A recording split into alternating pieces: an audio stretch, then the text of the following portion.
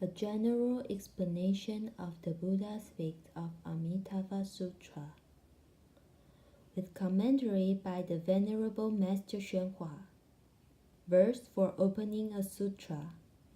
The unsurpassed, profound, and wonderful Dharma is difficult to encounter in hundreds of millions of eons. I now see and hear it, receive and uphold it, and I vow to fathom the Tathagata's true meaning. Clarifying the principle. The Buddha saves living beings, but in reality, there is not a single living being that he saves. He resolved to lead everyone to understand the Buddha Dharma in order to leave suffering, attain bliss, and wake up. But when you take being across, do not become attached to the mark of taking beings across. Take living beings across, but be apart from marks. Leave marks, yet take living beings across. Do not attach to some mark or sign of what you do and say. Let's see, I've saved 3, 4, 6, 7, at least 10 living beings. If you keep count, you have still got attachments. Save, yet do not save. Do not save, yet save. This is true crossing over. You must save the living beings within your own self-nature as well as those outside.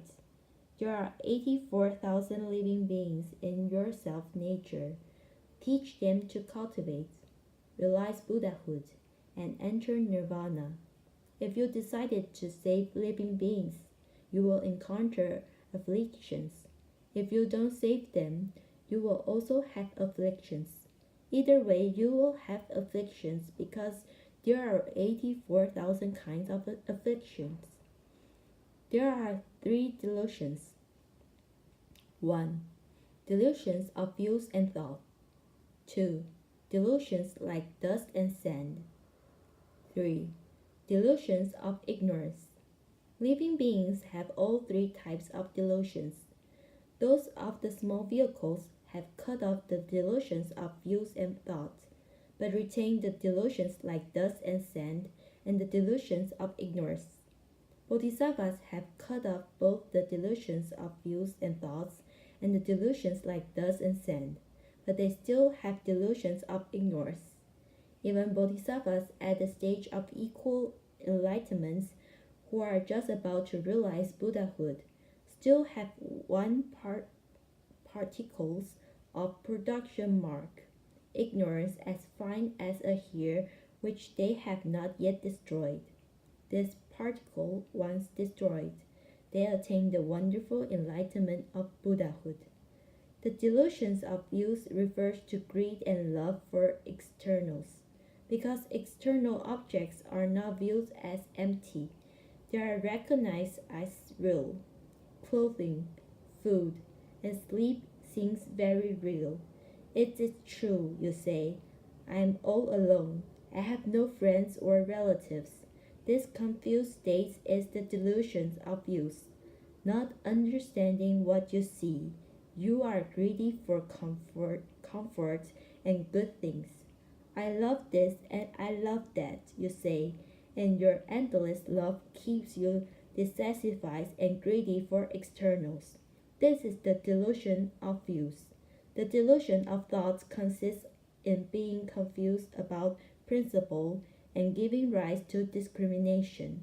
I don't know what's going on here, someone says. Is the Dharma master right? If I do what he says, what's in it for me?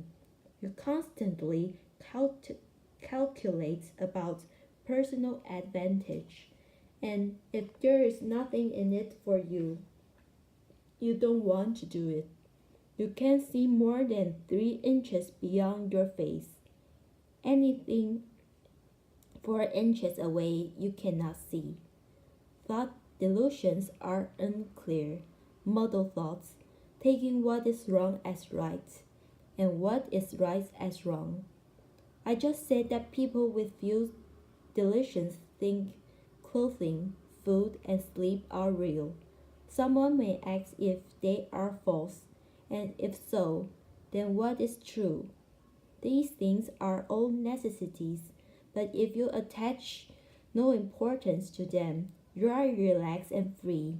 Whenever there is attachment, there is pain. If you take it all as unreal, there will be no greed of love, and you will see that your former greed and love were nothing but confused actions in a dream. You should think of them in this way. Put everything down, let it all go. If you can't put it down, you are attached, and nothing goes right.